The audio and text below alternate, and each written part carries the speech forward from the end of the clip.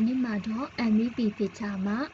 Rubik Air Diffuser Family Go Pandido Markabare or Family Stega Nema New Lego Template File Pome or Template File Taro Metric Template File Yume Metric Template File Yubi Kama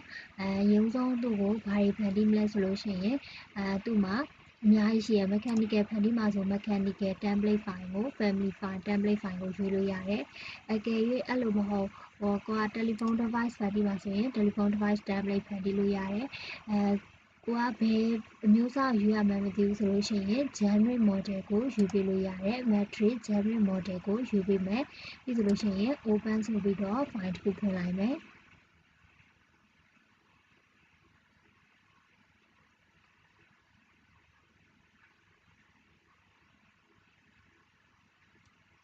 တော့ file က reference level ရဲ့ left နဲ့ front ရဲ့ view 1ရဲ့ပေါ်လာလိမ့်မယ်အဲ့တော့ window type နဲ့ WT နဲ့သူ့ကို4 view ဖြစ်အောင်လုပ်လိုက်မယ်အဲ့တော့ reference level လေးကိုအပေါ်ဆုံးမှာထားမယ်ဒါကတော့ 3D view ဒါကတော့ front view ဒါကတော့ rear view အဲ့တော့ကိုကြိုက်တဲ့ဆွဲတာကတော့ reference level မှာပဲဆွဲရမယ်အဲ့တော့အရင်ဆုံးအခုဆွဲမှာက air diffuser ကိုဆွဲမှာအဲ့တော့ air diffuser ဆိုလို့ရှိရင်သူက create ထဲကနေမှ extrusion နဲ့စဆွဲမယ်အဲ့တော့ extrusion ဆိုတာကကြတော့သူကဒူးတွေထွက်ပေးတာပေါ့နော်ဒါဆိုအရင်ဆုံး reference level လေးကိုအရင်ဆုံးထုတ်ပေးမယ်အဲ့တော့ reference plane လေးကို line နဲ့အရင်ဆုံး reference ချပေးမယ်အဲ့တော့ reference plane လေးယူလိုက်တယ်ပြီးဆိုလို့ရှိရင်ဒီနားလေးမှာသူ့ကို reference plane downlight တစ်ခုချမယ်ဒီဘက်မှာလည်း downlight တစ်ခုချမယ်အလျားလိုက်လည်းတစ်ခုချမယ်အလျားလိုက်လည်းတစ်ခုချမယ်ဒါဆိုရင် reference plane ကဒီနေရာလေးမှာရှင်းနေတက်ပေးမယ်အဲ့အတွက်ကြောင့်ဒီမှာ align direction ကိုယူလိုက်မယ်ပြီးဆိုလို့ရှိရင်ဒီမှာတစ်ခုနဲ့တစ်ခုနဲ့တစ်ခုနဲ့ကိုဒီနားလေးမှာအလယ်မှာတစ်ခုချပေးမယ်ပြီးဆိုရင်နောက်တစ်ခုကနှစ်ခုစလုံးကိုတစ်ခုချပေးမယ်ပြီးဆိုရင်ဒီနှစ်ခုလည်းနှစ်ခုကိုချပေးမယ်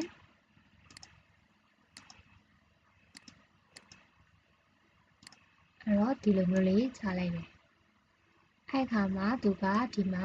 ဒီဟာလေးကိုသူနာမည်ပေးမှာအဲ့တော့သူ့ကို select ပြန်မှတ်မယ်ဒီတစ်ခုလုံးစာရေးကိုနာမည်ပေးမှာဟောတစ်ခုလုံးစာရေးကို select မှတ်လိုက်တယ်ဒီနေရာလေးမှာ label နေရာမှာ create parameter ဖန်တီးမယ် family ရဲ့ parameter ဖန်တီးမယ် type ရှိရဲ့ instance ရှိရဲ့အဲ့တော့ type ဆိုလို့ရှိရင်ကြတော့သူကဒီ family type edit type ထဲမှာသူတော့ပေါ်မယ် instance ဆိုလို့ရှိရင်ကြတော့သူကဒီ elevation level မှာ offset တွေလိုမျိုးတော့ပေါ်မယ်အဲ့တော့ type နဲ့ဖန်တီးမယ်ပေါ့နော် type နဲ့ဖန်တီးလိုက်မယ်အဲ့ဒါကြောင့်သူက name ကသူကို length လို့ပေးလိုက်မယ်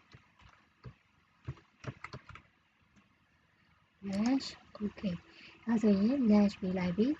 ပြီးရခါကျတော့သူ့ကိုကြာ select မှတ်မယ်သူ့ကိုလည်းနာမည်ပေးမယ်သူ့ကိုကြာတော့ဒီနေရာလေးမှာ type နဲ့ပဲသွားမယ်သူ့ကိုကြာတော့ width လို့ပေးမယ်ပြီးလို့ရှိရင် okay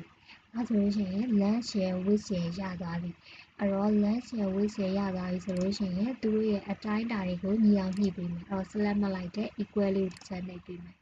အဲ့ဒါတိုင်းတာညီသွားပြီအဲ့လိုပဲဒီတိုင်းတာလေး select မှတ်မယ် equal လို့တစ်ချက်နှိပ်ပေးမယ်အဲ့လိုဒီတိုင်းတာတွေနှစ်ခုကညီသွားပြီ reference plane တွေညီသွားပြီညီသွားတော့မှသူ့ရဲ့ဒီ family parameter တွေကိုသွားမယ် type တွေကိုသွားမယ်အမှာပေးခဲ့တဲ့နာမည်လေးတွေ length share width share ဝင်သွားပြီအဲ့တော့ length share width share ကိုလိုချင်သူ့ကို300နဲ့600ပဲထားချင်တာအဲ့အတွက်ကြောင့်သူ့ကိုအရင်ဆုံးသူ့ကို600ထားမယ်အဲ့တော့600 length share width share ကို600ထားလိုက်မယ်ပြီးဆို apply နှိပ်လိုက်အဲ့ဆိုရင် length share width share 600ဖြစ်သွားပြီပြီးဆို okay နှိပ်ပေးမယ်အဲ့တော့ဒီမှာ length share width share က600ဖြစ်သွားပြီနောက်တစ်ခုကအထက်မှာအတွက် depth ဆွဲဖို့ diffuser ရဲ့ depth အတွက် parameter တစ်ခုထပ်ဆွဲမယ်အဲ့ဒါကြောင့် create ကိုသွားမယ် reference plane ကိုသွားမယ်အဲ့တော့ reference plane ထဲမှာပဲသူကို reference plane လေးတစ်ခုထပ်ဆွဲမယ်ဒီကကြတော့သူကဒီအထဲမှာဆွဲမယ်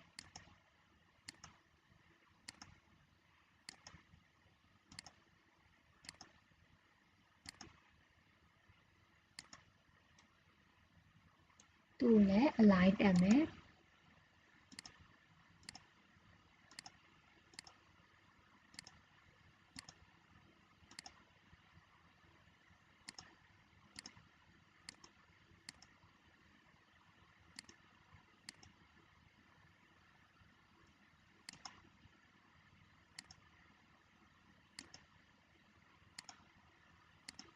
သူကြတော့နာမည်ပေးမယ်သူကကြတော့ wish to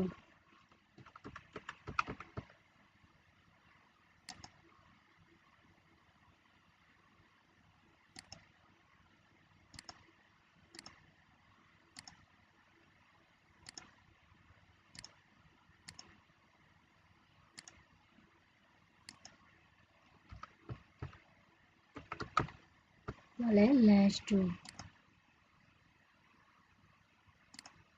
အဲ့တော့ wish to နဲ့ lunch to ကိုတမိုးပြောင်းမယ်အဲ့တော့ lunch to ကိုဒီမှာတမိုးထည့်ပေးမယ်သူ့ကိုလည်းတမိုးထည့်ဆို apply okay နိုင်မယ်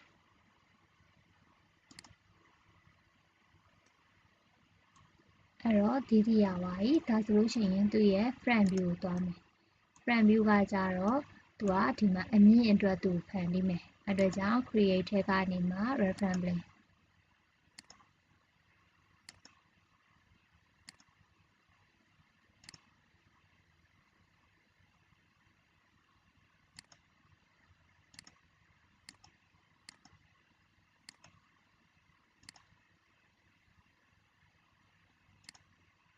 သူကြတော့ instant နဲ့ height တာမယ်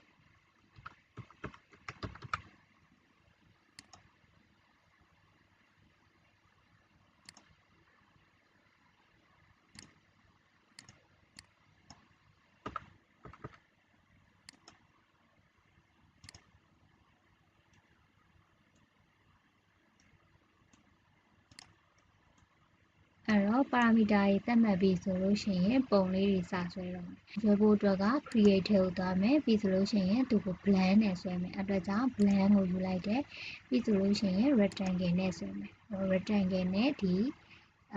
စနဲ့အစုံနဲ့ကိုဆွဲမယ်ပြီးဆိုလို့ရှိရင် lock လေးတွေခတ်ပြီးမယ်ပြီးလို့ရှိရင် editor လေးထပ်ပြန်နှိပ်မယ်တစ်ခါ editor ကိုကြတော့ဒီမှာအလေးတောင်လေးကိုထည့်ယူမယ်ဒီကနေဒီထိထပ်ဆွဲမယ်ပြီးဆိုလို့ရှိရင် depth က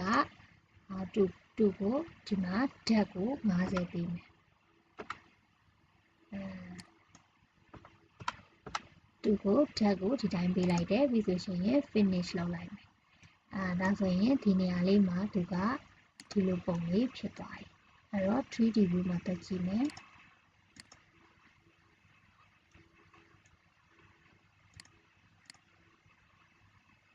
အဲ့တော့ဒါလေးကို select မှတ်ပြီးတော့ဒီအောက်ကလေးကိုဒီ plane နဲ့အညီထားပေးမယ်ပြီးဆို lock လေးခတ်ပေးမယ်ဒါဆိုသူက width height နဲ့ရသွားပြီအဲ့ဒါပြီးရခါကျတော့မှသူ့ကို diffuser ဖြစ်ကြောင်းကိုဒါသတ်မှတ်ပေးရမယ်အဲ့ဒါကြောင့် family category and parameter ကိုတစ်ချက်နှိပ်မယ်ပြီးဆိုလို့ရှိရင်သူက air terminal ဖြစ်တဲ့အတွက် air terminal ကိုသတ်မှတ်ပေးမယ်ပြီးတော့မှ okay လို့ပြောပေးမယ်အဲ့ဆိုသူက air terminal မျိုးစားတွေရောက်သွားပြီအဲ့ဆိုလို့ရှိရင်သူ air terminal ထဲမှာမှသူကိုသူတို့ဓာတ်တွေဆက်လို့ရအောင်လို့ drag connector ဆက်ပေးမယ်အဲ့တော့ drag connector လုပ်လိုက်တယ်ပြီးဆိုလို့ရှိရင် work plane ကိုမှတ်ပေးရမယ်အဲ့တော့ work plane ဆိုတာကကြတော့သူကဒီ drag နဲ့ဆက်မဲ့ဒီ work plane ဒီ top plane ကိုဖြစ်ရမယ်ဒီအပေါ်ကဒီ reference plane ဖြစ်ရမယ်အဲ့ဒါကြောင့်ဒီ reference plane ကိုနာမည်ပေးခဲ့မယ် select မှတ်လိုက်တယ်ဒီနာမှာ name မှာ top လို့ပေးခဲ့မယ်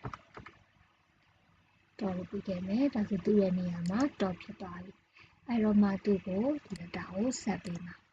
အဲ့ဒါကြောင့် drag connector ကိုယူပေးမယ်ဒီကနေမှပြီးဆိုလို့ရှိရင် work plane မှာတစ်ချက်နှိပ်ပြီးတော့သူ့ကိုဒီပေါ်လေးကိုတစ်ချက်တက်ပေးမယ် PK plane ပြောလိုက်တယ် top လို့ပြောလိုက်တယ်ပြီးဆိုလို့ရှိရင် okay ပြီးဆိုလို့ရှိရင်ဒီ top plane ကိုတစ်ချက်နှိပ်ပေးမယ်အဲ့ဒါဒီပေါ်လေးမှာသူကတက်သွားတယ်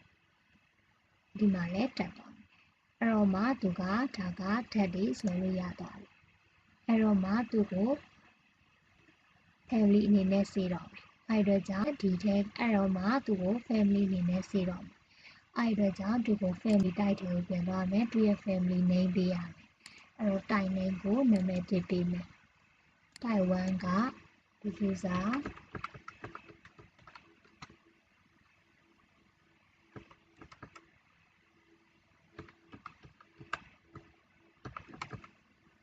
300ဒါလေးပေးလိုက်တယ်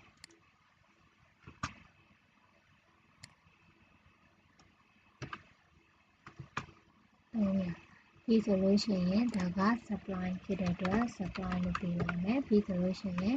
okay ပေးလိုက်မယ်အဲဆိုသူ့ရဲ့နေရာလေးမှာ apply လုပ်ပေးမယ်ပြီးဆို okay လုပ်ပေးမယ်အဲ့တော့ဒီနေရာမှာ supply ဖြစ်ဖို့အတွက်ကဒီ tag လေးကိုပြန်မှတ်မယ်ဒီရဲ့ diffuser က connector က system မှာ supply A ကိုယူပေးမယ် supply A ကိုယူပြီးဆိုလို့ရှိရင် apply နှိပ်ပေးမယ်အဲဆိုလို့ရှိရင်သူက supply A ဖြစ်သွားပြီအဲ့တော့မှသူကို file လေးတစ်ခုဖွင့်လိုက်မယ် new ထဲကနေမှ system template တစ်ခုဖွင့်မယ်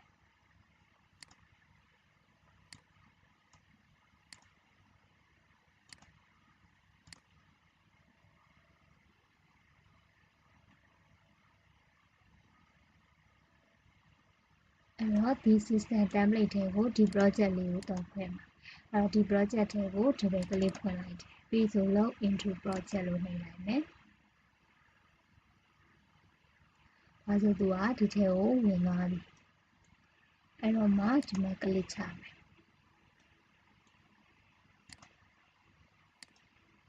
အဲ့တော့ဒီမှာတည့်ရနာမည်က supply diffuser ဆိုပြီးတော့ဒါလေးဝင်သွားမယ်အဲ့တော့မှဒီကနေမှ click draw dash ဆိုမယ် click တစ်ချက်ချမယ်ဒီနားလေးမှာတွေ့ရ elevation ကိုအမြင်ထားပြီးတော့ဒီမှာတစ်ချက်ဆွဲကြည့်မယ်